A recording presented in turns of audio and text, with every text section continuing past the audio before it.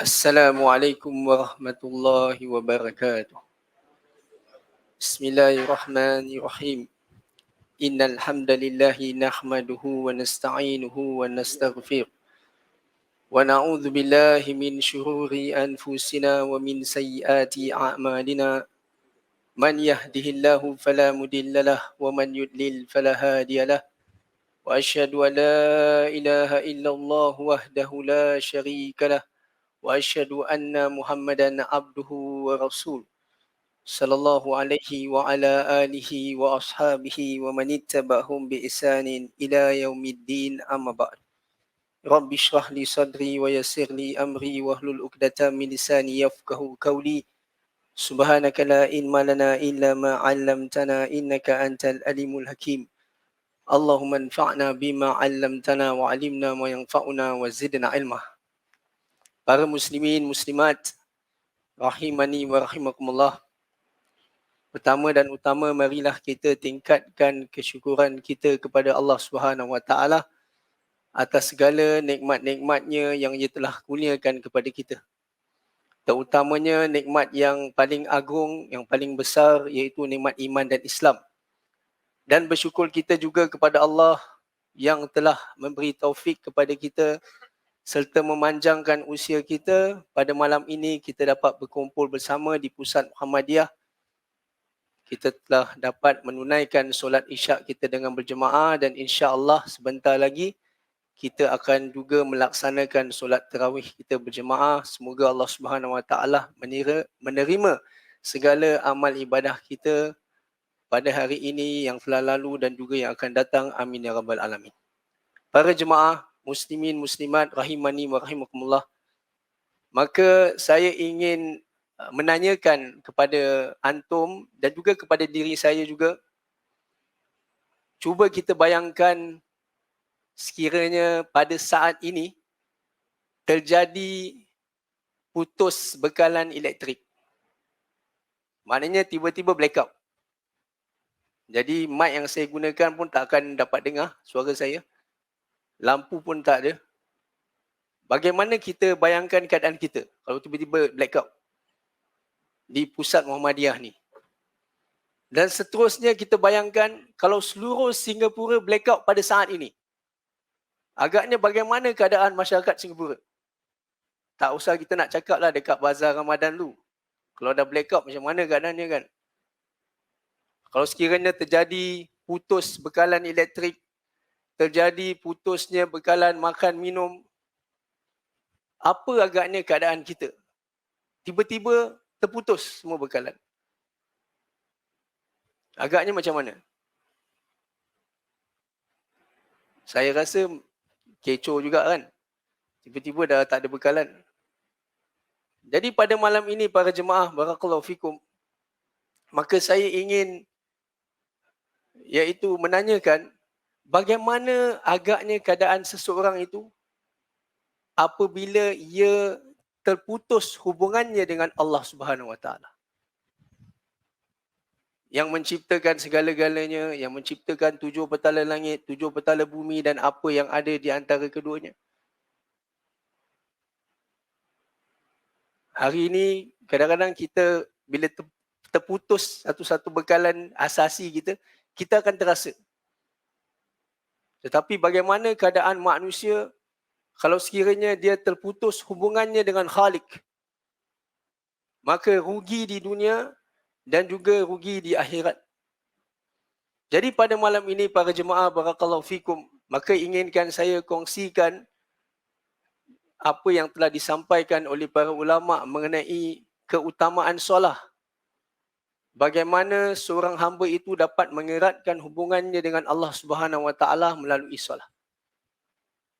Para jemaah, seandainya seorang Muslim apabila dia memahami hakikat solah, dia memahami solah secara hakiki, dia memahami peristiwa yang diterimanya wahyu solat ini, pastilah tidak ada seorang Muslim ataupun pastilah tidak ada seorang pun dari umat ini, khususnya orang Islam, yang akan meremehkan dan melalaikan bahkan meninggalkan solat. Allah Subhanahu wa taala telah mengistimewakan dan meninggikan kedudukan syariat ini, iaitu solat. Kerana itulah Nabi SAW menerimanya dengan cara yang berbeza. Langsung berjumpa dengan Allah Subhanahu wa taala tanpa perantaraan. Wahyu ini, iaitu perintah solat, tidak diterima di bumi sebagaimana syariat lainnya. Dan syariat ini pula satu-satunya syariat yang Rasulullah SAW meminta keringanan dalam penunaiannya. Seperti mana yang kita tahu, awalnya diwajibkan kita solat, perintah solat ni sebanyak 50 waktu dalam sehari. Jadi persoalannya, mengapa Nabi SAW menerimanya dengan cara yang berbeza? Langsung berjumpa dengan Allah Subhanahu wa taala tanpa perantaraan malaikat Jibril. Berarti Nabi SAW bertemu langsung dengan Allah Subhanahu wa taala. Dan sekiranya umat Islam dan termasuk diri kita juga, apabila kita memikirkan, apabila kita mentadaburi perjalanan Isra' dan Mi'raj, maka kita akan sedar semua kejadian dan tahapan peristiwanya, daripada Masjidil Haram ke Masjidil Aqsa, apa yang berlaku di Masjidil Aqsa, hingga kan Nabi naik menembusi langit dunia terus kepada Allah Subhanahu wa taala. Sekiranya kalau kita memikirkan dan mentadaburi peristiwa ini, maka kita akan memahami bahawa segala peristiwa yang menakjubkan ini mengantarkan satu peristiwa untuk berjumpa dengan Allah Subhanahu wa taala. Satu peristiwa yang lebih dahsyat lagi. Satu peristiwa yang lebih hebat lagi. Kalau kita katakan daripada Masjidil Haram ke Masjidil Aqsa, apa yang berlaku di Masjidil Aqsa itu juga sudah kirakan hebat. Tetapi segala peristiwa-peristiwa yang berlaku ini sebenarnya sebagai satu perkara yang mengantar kepada satu perkara yang lebih hebat, iaitu pertemuan Nabi SAW dengan Allah Subhanahu wa taala. Jadi perintah kewajipan solat ini Nabi SAW telah menerima dari Allah Subhanahu wa taala untuk dirinya sendiri dan juga untuk umat ini. Dan inilah puncak peristiwa Isra' dan Mi'raj. Allah Subhanahu wa taala dengan kasih sayangnya menganugerahkan kepada hamba-hambanya yang beriman sesuatu yang dapat menghubungkan mereka dengan Rabb mereka. Rasulullah SAW Mi'raj dengan roh dan fizik beliau SAW. Dengan keadaan itulah beliau berdialog. Beliau berbicara dengan Allah Subhanahu wa taala.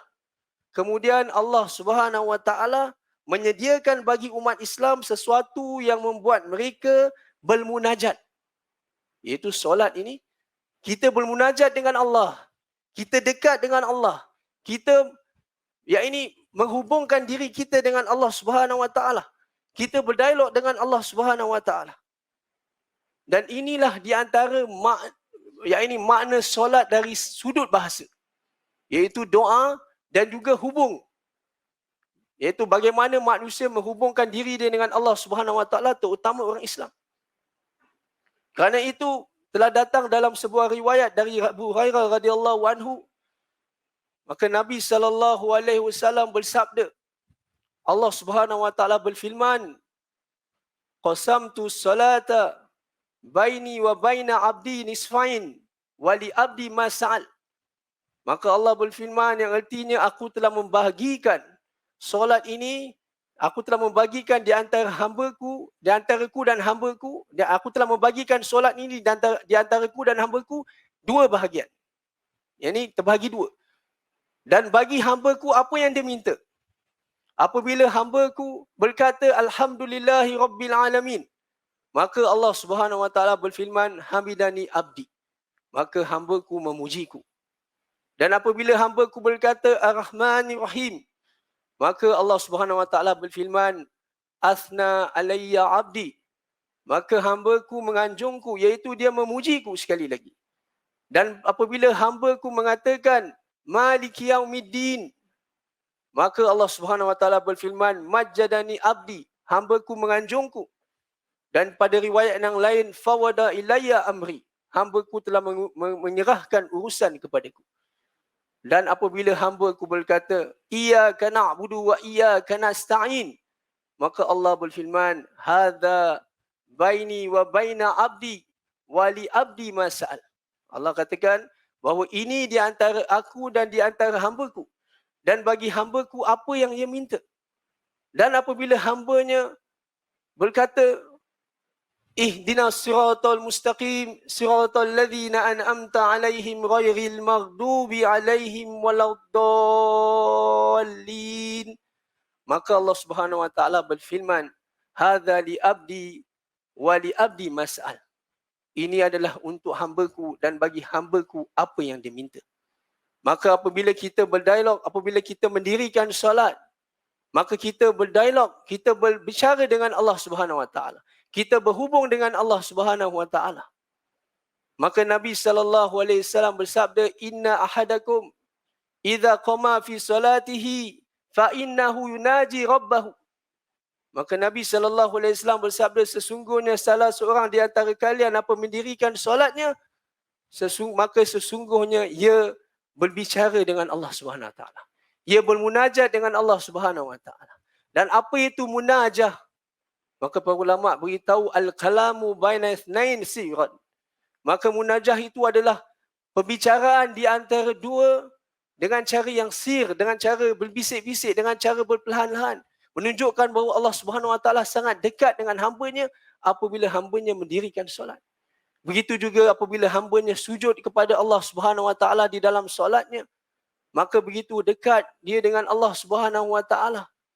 Maka Nabi sallallahu alaihi wasallam telah bersabda yang mafhumnya, yakni kedekatan para hamba kepada Rabb-Nya apabila dia keadaan dia bersujud, dan maka memperbanyakkan doa kepada Allah Subhanahu wa taala.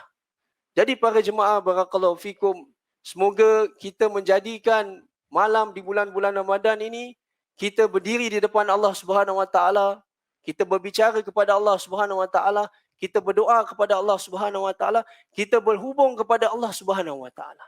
Kerana hanya dengan hubungan kita kepada Allah, hubungan lisan kita, hubungan hati kita, hubungan anggota badan kita, maka ini sajalah suatu perkara yang dapat mencegah diri kita daripada fahsyat dan munkar. Kerana itulah Allah berfirman, inna solata tanha anil fahsya'i wal munkar. Sesungguhnya solat itu dapat mencegah dari fahsyat dan munkar. Solat yang bagaimana para jemaah? Solat yang mana yang didirikan, yang mana yang ada hubungan hatinya kepada Allah, yang ada hubungan lisannya kepada Allah Subhanahu wa taala, dan juga yang ada hubungan anggota badannya kepada Allah Subhanahu wa taala.